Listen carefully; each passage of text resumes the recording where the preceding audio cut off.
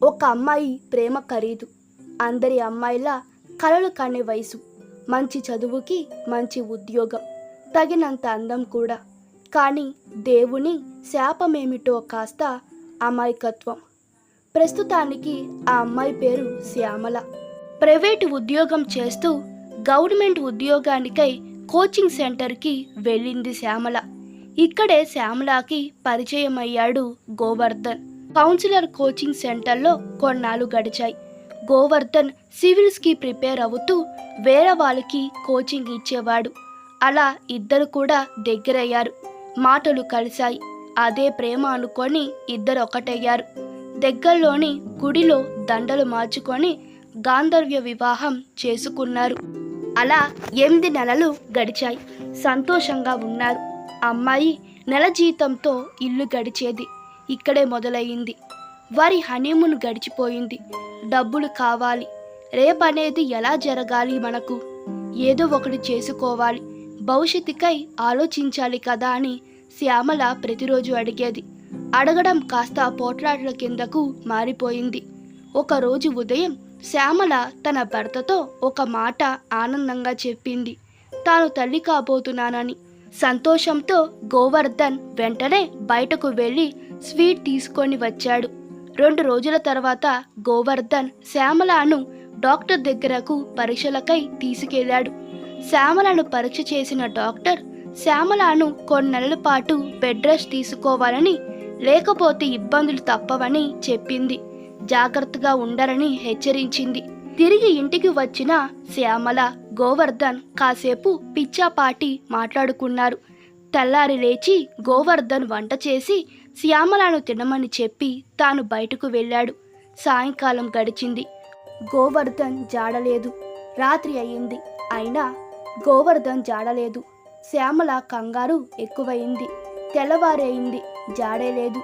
కంగారుతో శ్యామల తాము పనిచేస్తున్న కోచింగ్ సెంటర్కు వెళ్ళింది. కోఆర్డినేటర్ని కలిసి గోవర్ధన్ గురించి అడిగింది. వారు చెప్పిన విషయం విని షాక్కి గురయింది శ్యామల.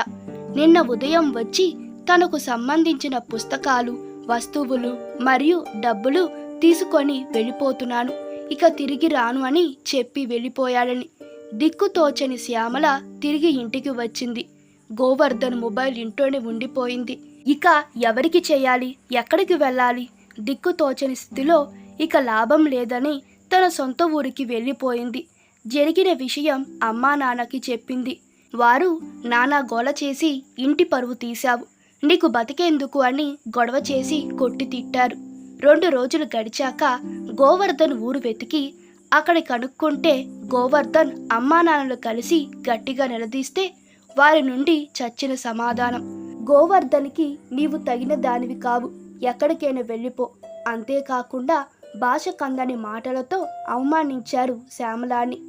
అవమానంతో తిరిగి వచ్చిన శ్యామల కుటుంబీకులు 2 రోజుల తర్వాత ఊరందరినీ వెంట పెట్టుకొని మళ్ళీ గోవర్ధన్ వారి ఇంటికి వెళ్ళారు.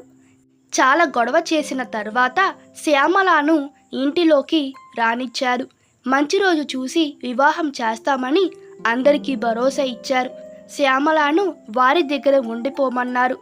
ఓ 2 రోజుల తర్వాత శ్యామలను తీసుకొని పెళ్లి బట్టలు తీసుకోవాలని చెన్నైకి తీసుకొని పోయారు. ఏమి మాయమాటలు చెప్పారో కానీ శ్యామలకి అబార్షన్ చేయించారు గోవర్ధన్ తల్లిదండ్రులు. పెళ్లి బట్టలు కొని తిరిగి వచ్చారు.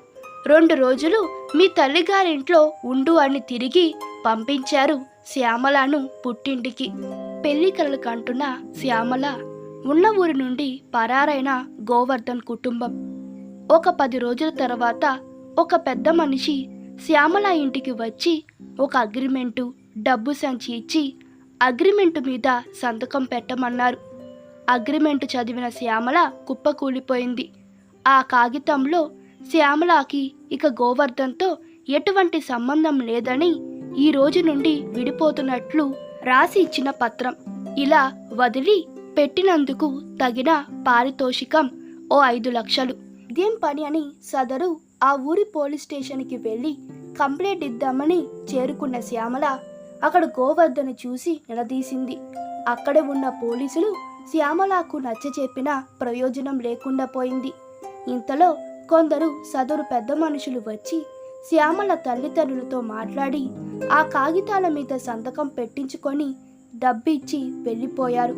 తెల్లారి శ్యామల తల్లిదండ్రులు శ్యామలాని ఇల్లు వదిలి వెళ్ళిపోమని ఇంట్లో నుంచి వెళ్ళగొట్టారు.